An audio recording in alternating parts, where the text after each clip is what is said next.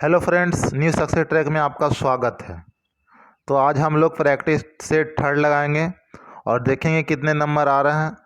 देखते हैं first second third तीनों प्रैक्टिस सेट डाला हुआ मोबाइल पर और बनाइए, तीनों सेट बनाइए और पता कीजिए कि कितने नंबर आ रहे हैं। अगर 65 प्लस भी आ रहे हैं तो बहुत अच्छे नंबर हैं, क्योंकि 2213 पदों के लिए जो दरोगा का वैकेंसी निकला था वो 1-2 महीना में ही होने वाले हैं। तो इसके नज़र रखते हुए मैंने सेट तैयार किया हूँ। अच्छा क्वेश्चन इसमें डाला गया, बहुत अच्छा। एक बार आप बना कर देखिए, 100 क्वेश्चन को एक बार आप बना के देखिए, तब पता चलेगा कि आपकी तैयारी कैसी है। तो आप लोग का ज़्यादा समय नहीं लूँगा और सेट शुरू करता हूँ। तो फर्स्ट क्वेश्चन कहता है कि किस वेद का आरण्य ग्रंथ नहीं है। ऑप्शन पढ़िए आप लोग खुद से और खुद से आंसर दीजिए। सही से पढ़िए क्वेश्चन, सबसे पहले शांति से पढ़िए फिर आंसर दीजिए। तो इसका आंसर होगा अर्थवेद। अर्थवेद का कोई भी आरण्य ग्रंथ नहीं है। आरण्य ग्रंथ उसे कहते हैं जो किसी भी ऋषि के द्वारा जंगलों में तैयार किया जाता था, उसी को आरण्य ग्रंथ कहते हैं। चलिए नेक्स्ट क्वेश्चन की ओर बढ़ता हूँ। किस ग्रंथ में जैन व्यापारियों के जीवन चरित्र के बारे में उल्लेख किया गया?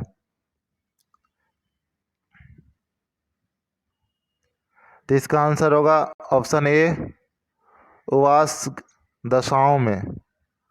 याद रखना है कि जैन व्यापारी, यहाँ क्या कर रहा है, जैन व्यापारियों के जीवन चरित्र के बारे में उल्लेख किया गया था।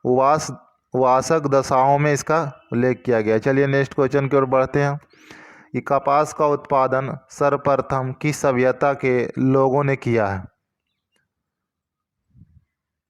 तो इसका आंसर होगा हड़प्पा सभ्यता ने कपास का उत्पादन सर्वप्रथम किसने किया? तो हड़प्पा सभ्यता ने। अलंकृत ईंट का प्रमाण मिला है, कहाँ से मिला? अलंकृत ईंट का प्रमाण कहाँ से मिला, कौन सा जगह से बताइए? तो यह मिला था कालीबंगा से। किस गुप्त शासक ने महेंद्र आदित्य की उपाधि धारण किया था?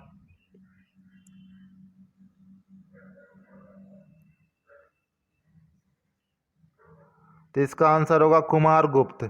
कुमारगुप्त ने महेंद्र आदित्य की उपाधि धारण की थी। और इसी ऑप्शन में एक है चंद्रगुप्त, जो कि विक्रमादित्य की उपाधि धारण की थी, और समुद्रगुप्त को भारत का नेपोलियन कहा गया था। मध्यकाल में सबसे पहले आक्रमण अरब वासियों ने किया, इसकी जानकारी मिलती है कौन सी पुस्तक से? जानकारी मिलती है कि सबसे पहले अरब वासियों ने आक्रमण किया था, मोहम्मद बिन कासिम ने 712 में आक्रमण किया था। तो यह पुस्तक है फतहनामा में मिलती है। इसकी जानकारी हमें फतहनामा में मिलती है। किसकी? तो सबसे पहले अरब वासियों ने हमला किया था भारत पर। दिल्ली के कुल किस सुल्तान को इतिहासकारों ने विरोधों का मिश्रण बताया? विरोधों का मिश्रण बताया। तो यह कौन थे? मोहम्मद बिन तुगलक थे। इन्हीं को विरोधों का मिश्रण कहा गया। सही मिलान कीजिएगा कि दीवान ए अर्ज किससे संबंधित था? तो दीवान ए अर्ज सैन्य विभाग से संबंधित था। दीवान ए अर्ज किससे संबंधित था? तो सैन्य विभाग से। दीवान ए अर्ज सैन्य विभाग से, दीवाने को ही कृषि विभाग से। दीवान रसातल इस प्रशासन विभाग से संबंधित था, और दीवान रियासत वाणिज्य विभाग से था। दीवान रियासत वाणिज्य विभाग से था। देख लीजिएगा ऑप्शन में किसे मैच कर रहा। चलिए नेक्स्ट क्वेश्चन की ओर बढ़ते हैं कि अठवन का क्या मतलब है? तो अठवन का मतलब है भू राजस्व विभाग। पटना को प्रांतीय राजधानी किसने बनाया था? तो पटना को प्रांतीय राजधानी शेरशाह ने बनाया था। शिवाजी छत्रपति का उपाधि धारण किसने किया? कब किया? शिवाजी ने छत्रपति का उपाधि धारण कब किया था? तो किया था 1674 में।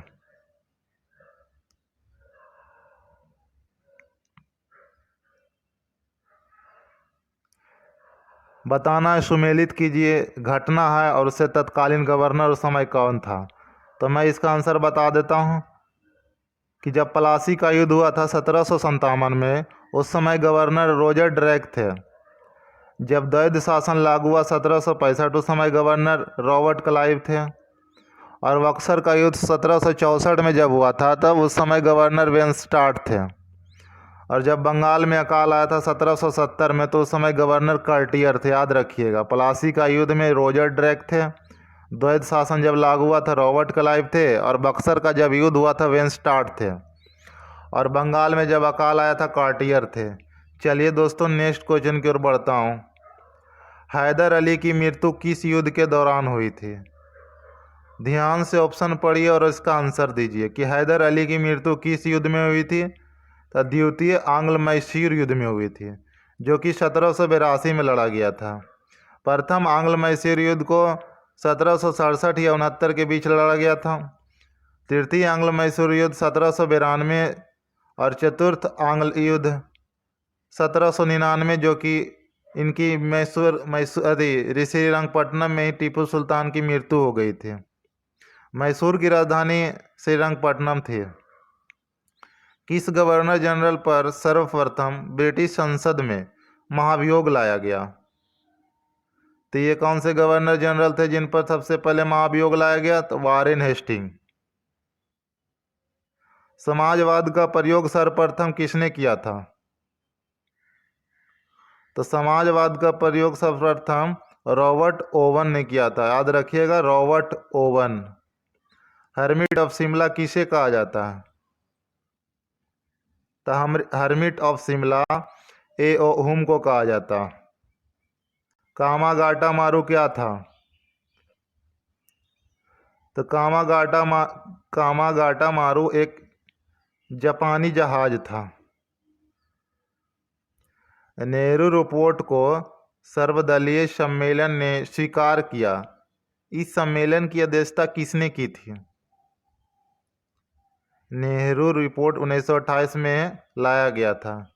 सर्वदलीय सम्मेलन हुआ था जिसमें नेहरू रिपोर्ट को लाया गया था। उसी सम्मेलन में सभी के द्वारा स्वीकार किया गया था। यह सम्मेलन के अध्यक्ष थे डॉक्टर हामिद अंसारी। हाँ, डॉक्टर अंसारी। कौन एक गलत है वह चुनना है। पत्रिका है और उसके संपादक हैं। बंगाली पत्रिका के संपादक गिरीश चंद्र घोष थे, यह बात सही है। नेशनल पेपर के द्वारकानाथ टैगोर थे, ये बात भी सही है। स्वदेश मित्रम के जी ए सैयर थे, ये भी सही है। लेकिन समाचार दर्पण के जेम्स अगस्टस हिक्की नहीं थे, ये गलत है। तो यह आंसर होगा समाचार दर्पण के जेम्स क्लार्क मार्समैन है। समाचार दर्पण के संपादक कौन है? जेम्स क्लार्क मार्समैन, न कि जेम्स अगस्टस हिक्की। कौन सा जोड़ा सही है बताना है। आंदोलन दिया हुआ और उसके क्षेत्र हैं। तो पहले मैं इसका आंसर बता देता हूँ। इसका आंसर सही है कि पाइक विद्रोह है जो उड़ीसा में हुआ था, लेकिन भील विद्रोह पूर्वी घाट ना होकर पश्चिमी घाट में हुआ था। खासी विद्रोह असम में हुआ था। और नील विद्रोह तो जान ही रहे हैं कि बिहार और बंगाल इससे प्रभावित था। भारत भारती के रचनाकार कौन है? तो इसका आंसर होगा मैथिली शरण गुप्त। भू आकृतिक विज्ञान का जन्मदाता किसे माना जाता है? तो इसका आंसर होगा पेशेल। भू आकृति विज्ञान का जन्मदाता किसे माना जाता है? तो पेशेल को। किनके बीच की औसत दूरी को खगोलीय एकक कहा जाता है? एस्ट्रोनॉमिकल यूनिट बताना है किन किन के बीच में नापा जाता है। तो वह पृथ्वी और सूर्य के बीच को ही हम लोग खगोलीय एकक कहते हैं। यह इम्पोर्टेंट क्वेश्चन है, इसको याद रखिएगा। अंतर्राष्ट्रीय तिथि रेखा कहलाता है। तो इसका आंसर होगा इनमें से कोई नहीं, क्योंकि अंतर्राष्ट्रीय तिथि रेखा 180 डिग्री देशांतर को बोलते हैं। 180 डिग्री देशांतर को। गेबोरन किस अफ्रीकी देश की राजधानी है? तो आंसर होगा बोत्सवाना की राजधानी है गेबोरोन। निम्न में कौन एक पवन द्वारा निर्मित स्थल आकृति नहीं है? तो इसका आंसर होगा लैपीज जो है पवन द्वारा निर्मित स्थल आकृति नहीं है। और 3 जो हैं जैसे लैगून है, बरखान है, लोएस, ये सब पवन के द्वारा निर्मित होते हैं। माओरी जनजाति किस देश से संबंधित है? तो माओरी जनजाति न्यूजीलैंड से संबंधित है। एमो जनजाति जापान से है। वर्मी कल्चर से संबंधित है। कौन सा खेती किया जाता है वर्मी कल्चर में? तो केचुआ पालन किया जाता है। राष्ट्रीय जूट अनुसंधान केंद्र कहाँ? तो इसका आंसर होगा बैरकपुर। बैरकपुर पश्चिम बंगाल में पड़ता है, जो कि पश्चिम बंगाल जूट के लिए फेमस है। उसके बगल में बांग्लादेश। गलत चुनना इसमें, तो पहले मैं गलत बता देता हूँ। गलत इसमें नागरहोल है, क्योंकि कावला वन जीव अभयारण्य तेलंगाना, सोमेश्वर वन जीव अभयारण्य कर्नाटक, लेकिन नागरहोल राष्ट्रीय उद्यान राजस्थान नहीं है, इसका स्थान कर्नाटक में है। नागरहोल राष्ट्रीय उद्यान कहाँ है? तो कर्नाटक में। भगवान महावीर उद्यान गोवा में है। तो चलिए नेक्स्ट क्वेश्चन की ओर बढ़ते हैं कि जायद मौसम में उगाए जाने वाली फसल कौन सी है? तो इसका आंसर होगा तारबूज। जायद फसल उसको कहते हैं जो लत्ती झाड़ में उगता है, मतलब छोटे छोटे इसके लत्ती होते हैं। तो जैसे तारबूज है, ककड़ी है, खीरा है, ये सब प्रकार के जो है, जो दोनों के बीच में जो बोया जाता है ना, उसी को जायद फसल कहते हैं। धान और गेहूं के बीच में जो बोया जाता है थोड़े समय के लिए। चलिए नेक्स्ट क्वेश्चन की ओर बात करते हैं। या खनिज पदार्थ दिया और उसके क्षेत्र दिए कि कहाँ पाया जाता है। जैसे ग्रेफाइट पाया जाता है कहाँ? रंपा में। सीसा पाया जाता है जावर में। लवण ज़्यादा डिडवाना झील है पाया जाता है। चांदी है जो बेलारी में पाया जाता है। तो इसका आंसर मिला लीजिएगा, ऑप्शन में दिया हुआ है। आबो जनजाति संबंधित है किससे? तो ये आंसर होगा असम से। आबो जनजाति किससे संबंधित है? तो असम से।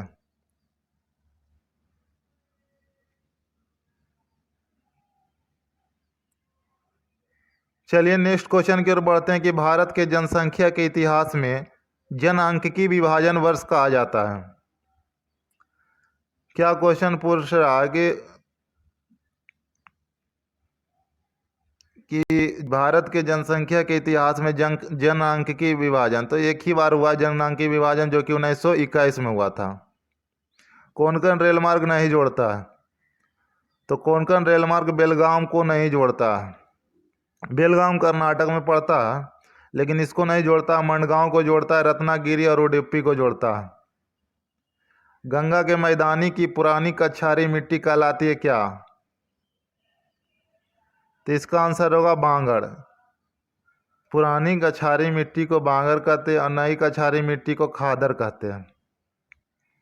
किस राज्य में प्रत्यावर्ती मानसून का अधिक प्रभाव होता है?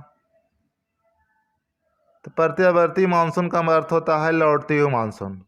तो जानते हैं लौटती हुई मानसून से सबसे ज़्यादा प्रभावित होने वाला राज्य एक ही है, जो कि इसमें ठंड में वर्षा होती है अक्टूबर नवंबर, वो तमिलनाडु है। सबसे ज़्यादा वर्षा इसमें होती है। किसी संख्या को पहले 10% बढ़ाया गया, फिर 20% और फिर और बढ़ाया गया, तो मूल संख्या में कुल कितने प्रतिशत की वृद्धि हुई? तो यह मैथ है। इसको पहले क्या कीजिए कि पहले 10% बढ़ाया गया तो 10 बढ़ा दीजिए 100 में। 110/100 गुना फिर कितना बढ़ाया गया? 120/100। फिर कह रहा है मूल संख्या, तो मूल संख्या हम लिए थे कि एक में कितना बढ़ा, काट दीजिए तो बच जाएगा। काटला के बाद गुना कैला के बाद इतना आंसर आएगा। एक आंसर के लिए 132/100 आएगा।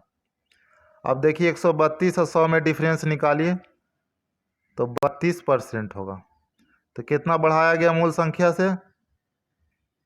तो 32%। कितना बढ़ाया गया? 32%। चलिए नेक्स्ट क्वेश्चन, ये भी मैथ है। कितने समय में 3% वार्षिक दर 8,000 का साधारण ब्याज उतना ही होगा जितना 4% वार्षिक दर से 6,000 का साधारण ब्याज 5 वर्ष में है? तो इसका बना के देखिएगा, ये सिंपल है, CSI पर आधारित है। सीधे है ना, SI बराबर लगा दीजिएगा, P गुना R गुना T/100 दोनों बन जाएगा। इसका आंसर मैं बता देता हूँ कि 5 वर्ष आएगा। अब 40 नंबर कह रहा है कि एक्स प्लस वन बटा एक्स बराबर टू, तो एक्स क्यू प्लस वन बटा एक्स क्यू कितना। तो इसका एक ट्रिक है कि जो टू है उस पर पहले नंबर की होल क्यू पूछ रहा है, तो इसको होल क्यू कर दीजिएगा ऐसा, फिर माइनस कर दीजिएगा, फिर ये दोनों जो है ना, ये दोनों इसको यहाँ टू से और थ्री से, टू से और थ्री से गुना कर दीजिएगा, तो 8 आएगा और माइनस 6, तो इसका आंसर हो जाएगा 2। इसका आंसर कौन सा हो जाएगा, 2 हो जाएगा। अगला क्वेश्चन भी मैथ है कि 3428 में से कौन सी न्यूनतम संख्या घटाने पर प्राप्त संख्या 13 से पूर्णतः विभाजित हो। तो घटा के देख लीजिएगा, इसे इसका आंसर 9 आ रहा। अधिसमीकरण x square plus B x plus C बराबर 0 के दो मूल क्रमशः अल्फा तथा बीटा हो, तो अल्फा प्लस बीटा बटा अल्फा इंटू बीटा का मान निम्नलिखित में से कौन सा होगा। तो आप लोग को मालूम ही होगा कि समीकरण जो ये दिया हुआ है, तो इससे निकल जाता है अल्फा प्लस बीटा बराबर माइनस बी बटा सी, एक होता है अल्फा इंटू बीटा बराबर सी बटा ए। फिर इन दोनों को पूछ रहा है क्या चीज़, अल्फा प्लस बीटा बटा अल्फा इंटू बीटा, तो इसको बटा में कर दीजिएगा, ये बटा हो जाएगा, फिर उलट जाएगा तो इसी कट जाएगा, तो माइनस बी बटा सी आएगा आंसर। इसका आंसर कौन सा आएगा, माइनस बी बटा सी। चलिए नेक्स्ट क्वेश्चन की ओर बढ़ता हूँ कि ग्राम पंचायत की बैठक में कोरम, जिसे हम लोग घनफ्यूर्ति कहते हैं, हेतु कम से कम कितने सदस्यों का होना आवश्यक है। तो कितने सदस्यों का होना आवश्यक है, तो कुल सदस्य संख्या के 1/2, लेकिन जो यहाँ 1/10 दिया हुआ है, लोकसभा राज्यसभा में 1/10 होना चाहिए, विधानसभा में भी 1/10 होना चाहिए, लेकिन जब पूछ दे क्वेश्चन की ग्राम पंचायत तो 1/2 होगा। नेक्स्ट क्वेश्चन की ओर बढ़िए कि किस संविधान संशोधन अधिनियम द्वारा लोकसभा तथा विधानसभाओं की सीटों की संख्या में वर्ष 2026 तक कोई परिवर्तन न करने का प्रावधान किया गया। तो इसका आंसर है 84वां संविधान संशोधन 2001 में लाया गया था। कब, 2001 के तहत कहा गया था कि लोकसभा और विधानसभा में सीटों की संख्या 2026 तक कोई परिवर्तन इसमें नहीं किया जाएगा। यह संशोधन कब किया गया था, तो 2001। कैवा संविधान संशोधन, तो 84वां, याद रखिएगा। एक इसमें और इम्पोर्टेंट है 86वां। 86वां संविधान संशोधन 2002, इसमें कहा गया है कि बच्चों को निःशुल्क शिक्षा देने का, जो 6 वर्ष से 14 वर्ष तक जितने भी बच्चे, उसको निःशुल्क शिक्षा देने का घोषणा किया गया। और इसको जोड़ा गया है मूल कर्तव्य में, 11वां मूल कर्तव्य। अभी मूल कर्तव्यों की संख्या कितने हैं, तो 11 है। 11 में यह है 86वां संविधान संशोधन 2002 के तहत कि बच्चों को निःशुल्क शिक्षा देने का अधिकार। चलिए कि नई परिसीमन के बाद लोकसभा में अनुसूचित जनजाति के लिए कितना स्थान आरक्षित है।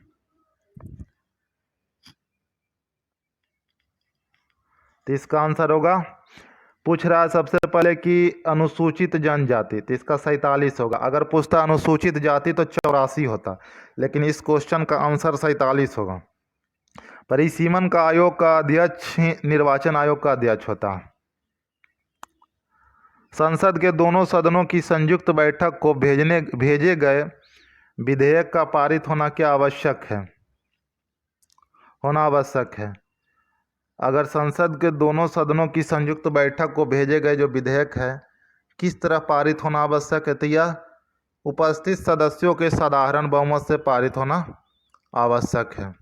संयुक्त बैठक की बात 108 में की गई है, अनुच्छेद 108 में। सूची फर्स्ट को सूची सेकंड से सुमेलित कीजिए, तो मैं सुमेलित कर देता हूँ। आर्टिकल 54 कहता भारत के राष्ट्रपति का निर्वाचन, ये बात सही है, सामने सामने एक का फर्स्ट। आर्टिकल 75 कहता कि प्रधानमंत्री और मंत्री परिषद की नियुक्ति, ये भी सही है, सामने। आर्टिकल 155 कहता है क्या, कि राज्य के राज्यपाल की नियुक्ति, ये भी सही है। आर्टिकल 164 कहता है कि मुख्यमंत्री एवं मंत्री परिषद की नियुक्ति, तो ऑप्शन में इसको मिला लीजिएगा। चलिए नेक्स्ट क्वेश्चन के बढ़ते हैं कि वित्त आयोग कौन से अनुच्छेद में वर्णित है, तो इसका आंसर होगा अनुच्छेद 280 में। निम्न विधेयक में किसका एक भारतीय संसद के दोनों सदनों द्वारा अलग अलग विशेष बहुमत से पारित होना आवश्यक है। कौन सा विधेयक है जो दोनों सदनों में अलग अलग से बहुमत से पारित होना चाहिए? तो वह है संशोधन विधेयक। वह कौन सा विधेयक है? संशोधन विधेयक। संविधान संशोधन से जो भी रिलेटेड विधेयक आएगा उसको दोनों सदनों में अलग अलग और विशेष बहुमत से पारित होना चाहिए। चलिए नेक्स्ट क्वेश्चन के ऊपर, निम्नलिखित में भारत के राष्ट्रपति किसकी नियुक्ति नहीं करता है? तो उपराष्ट्रपति की नियुक्ति नहीं करता, प्रधानमंत्री, राज्यपाल और मुख्य निर्वाचन आयोग की नियुक्ति करता है, क्योंकि उपराष्ट्रपति का निर्वाचन होता है राज्यसभा के सदस्यों के द्वारा। नहीं, निर्वाचन होता है, इसकी इलेक्शन होते हैं उपराष्ट्रपति का, सॉरी। उच्च न्यायालय के अन्य न्यायाधीश का वेतन तो 2,25,000 है। उच्च न्यायालय के अन्य न्यायाधीश का वेतन 2,25,000, इसमें 2,50,000 दिया जो कि उच्च न्यायालय के मुख्य न्यायाधीश का वेतन है, और इसमें 2,80,000 दिए जो कि सर्वोच्च न्यायालय के मुख्य न्यायाधीश का वेतन है। अब तक कितनी परिसीमन आयोग गठित किए गए हैं? तो इसकी संख्या 4 है। किसका कथन है कि राष्ट्रपति का आपातकाल संविधान के साथ धोखा है? किसने कहा था? तो कहे थे कि एम नामयार ने। निम्न में कौन एक नवरत्न कंपनी है? तो नवरत्न कंपनी में से कौन है? ऑयल इंडिया लिमिटेड, कोल इंडिया लिमिटेड, भेल, आईओसी, ये सब है जो महारत्न कंपनियों में आते हैं। अभी महारत्न कंपनियों की संख्या 10 हो गई है। व्यय कर सिद्धांत का प्रतिपादक कौन है? तो इसका आंसर होगा केल्डार। व्यय कर सिद्धांत का प्रतिपादक कौन है? केल्डार। निम्न कथनों पर विचार कीजिए कि रेपो दर, पहला कथन है कि रेपो दर ऐसी दर है जिस पर अन्य बैंक भारतीय रिजर्व बैंक से धनराशि उधार लेते, बात सही है। दूसरा कि किसी देश के गिनी गुणांक के एक मान का अभिप्राय है कि उस देश की जनता में प्रत्येक की आय पूर्णतः समान है, ये भी बात सही है। तो इसका आंसर हो जाएगा कथन फर्स्ट और दो, दोनों सही है। भारत में रुपये का अवमूल्यन पहली बार किस वर्ष किया गया था? तो भारत में रुपये का अवमूल्यन सबसे पहली बार 1949 में किया गया था, जो कि इस ऑप्शन में नहीं दिया। तो इसका आंसर होगा नन ऑफ दीज। इसका जो अवमूल्यन किया गया था सबसे पहले 1949 में, फिर दोबारा 1951 में किया गया था। 1991 में, पहली बार 1949, दूसरी बार 1991। चलिए नेक्स्ट क्वेश्चन कि संविधान भारत की स्वाधीन भारत की प्रथम औद्योगिक नीति किस वर्ष घोषित की गई? तो यह किया गया था 1948 में। बताना है CAD का क्या अर्थ है? तो CAD का अर्थ होता है computer aided design, computer data की सबसे छोटी इकाई। तो इसका आंसर होगा बीट। सही सुमेलित करना। तो भरतनाट्यम किस राज्य की शास्त्रीय नृत्य शैली है? तो तमिलनाडु के। कौन सी राज्य की नृत्य शैली है? तो तमिलनाडु के। कथकली किस राज्य से है? तो केरल से। कुचिपुड़ी किस राज्य से है? तो आंध्र से, जिसे सीमांध्र भी कहते हैं।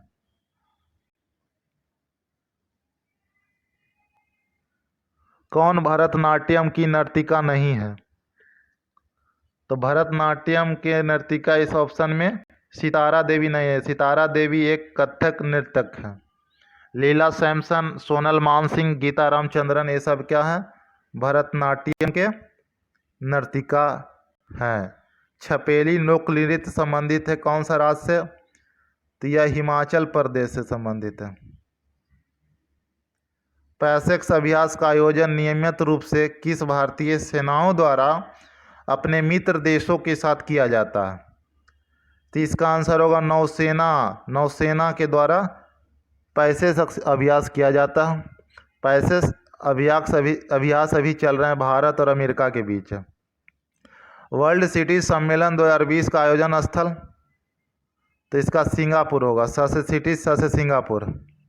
टाइम फॉर नेचर 2020 में मनाए गए, टाइम फॉर नेचर है जो यह थीम है, और किस दिवस का थीम था? तो यह विश्व पर्यावरण दिवस का थीम था, जो कि 5 जून को मनाया जाता है। विश्व पर्यावरण दिवस का क्या थीम था? The time for nature, time for nature. जल संरक्षण को बढ़ावा देने के लिए बिहार राज्य सरकार ने कौन सी योजना प्रारंभ किया? तो यह योजना कौन सी है? जल साक्षरता अभियान।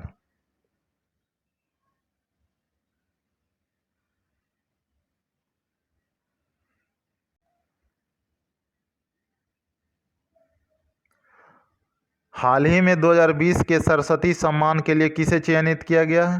तो सरस्वती सम्मान 2020 में किसे दिया गया है? तो डॉक्टर शरद कुमार लिम्बाले। बहुत इंपॉर्टेंट क्वेश्चन है कि सरस्वती सम्मान 2020 में किसे दिया गया था? डॉक्टर शरद कुमार लिम्बाले को।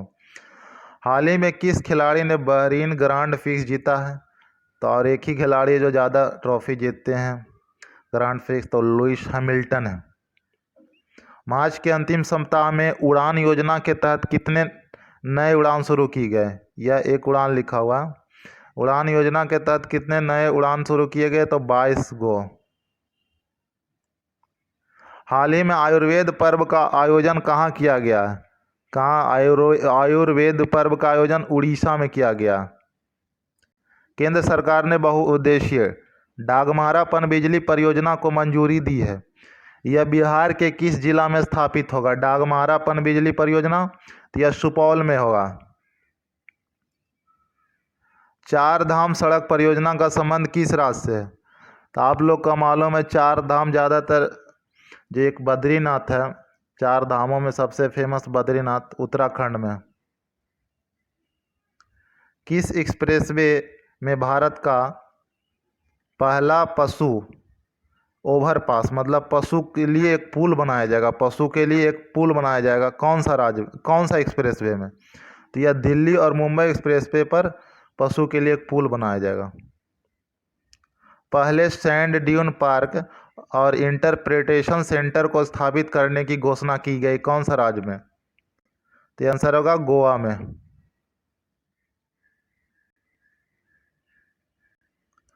शोभा नायडू थे जो जिनका हाल ही में निधन हो गया था, उनका किस क्षेत्र से संबंधित थे? तो वह शास्त्रीय नृत्य से संबंधित है। शोभा नायडू किस क्षेत्र से थे? तो शास्त्रीय नृत्य से। भारत के 24वें मुख्य निर्वाचन आयुक्त कौन बने हैं? पूछ रहा है कि भारत के 24वें मुख्य चुनाव आयुक्त तो सुशील चंद्रा। विश्व भारोत्तोलन चैंपियनशिप 2021 का आयोजन कहाँ किया जाएगा? तो यह किया जाएगा लिम्बा, पेरू में। लिम्बा, पेरू की राजधानी लिम्बा है, जो कि विश्व भारोत्तोलन चैंपियनशिप 2021 का आयोजन किया जाएगा। अमेजिंग अयोध्या के लेखक कौन है? तो इसका आंसर होगा इनमें से कोई नहीं। अमेजिंग अयोध्या के लेखक है नीना राय।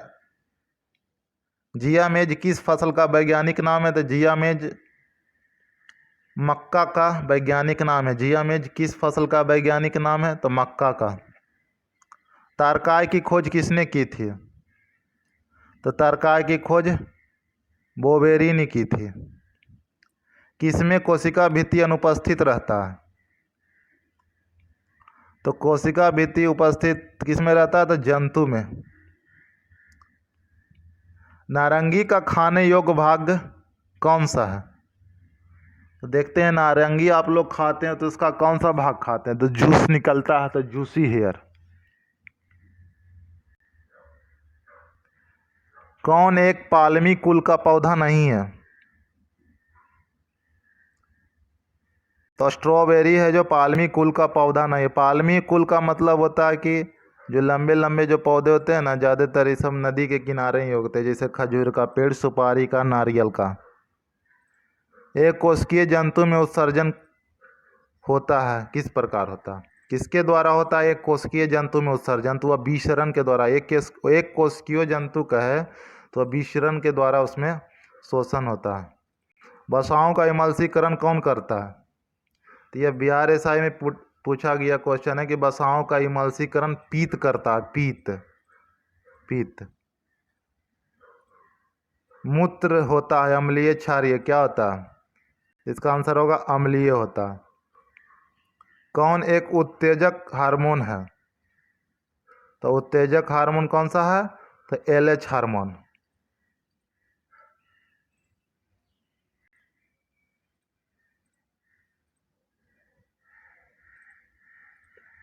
सांस द्वारा छोड़ी गई वायु में नाइट्रोजन का मात्रा कितनी होती है? तो आप लोग को मालूम है नाइट्रोजन की मात्रा 78.09%। एक ब्रिटिश थर्मल यूनिट कितने कैलोरी के बराबर होते हैं? तो एक ब्रिटिश थर्मल यूनिट कितने बराबर के होते हैं? तो 252 कैलोरी। निम्न में किसका विशिष्ट ऊष्मा सर्वाधिक होता है?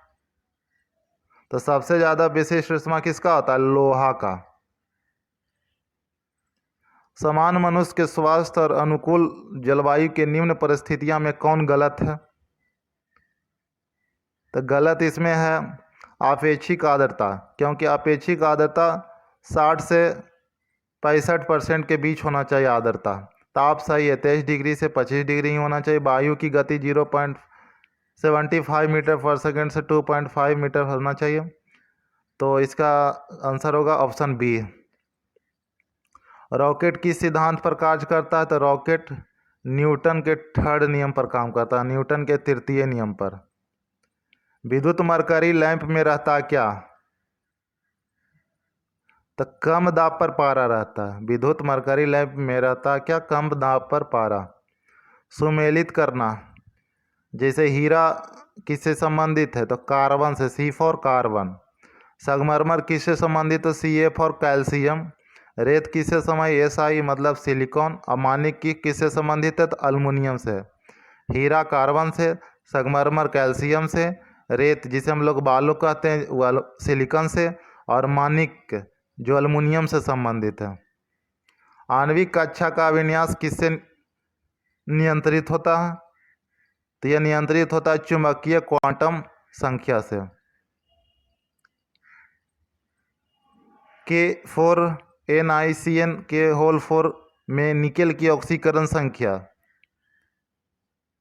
तो इसका आंसर होगा 0। ऑक्सीकरण संख्या क्या होगा? 0। निकेल की ऑक्सीकरण संख्या क्या होगा? तो 0। निम्नलिखित जीवाश्म ईंधनों में कौन स्वच्छतम ईंधन है? तो प्राकृतिक ही स्वच्छतम ईंधन है, क्योंकि यह खुद लगा हुआ प्राकृतिक। कोई भी चीज़ प्राकृतिक स्वच्छतम ही होता है। और आज प्रैक्टिस सेट का लास्ट क्वेश्चन है कि निम्नलिखित में कौन सा एक यशद पुष्प कहलाता है? यशद पुष्प किसे कहा जाता है? ऑप्शन पढ़िए। तो इसे जिंक ऑक्साइड को कहा जाता है। यशद पुष्प किसको कहा जाता है? Zinc oxide. अगर आपको यह सेट अच्छा लगा है और क्वेश्चन अच्छे अच्छे इसमें डाले गए हैं तो इसको शेयर कर दीजिएगा। तो आज सेट समाप्त होता है। धन्यवाद।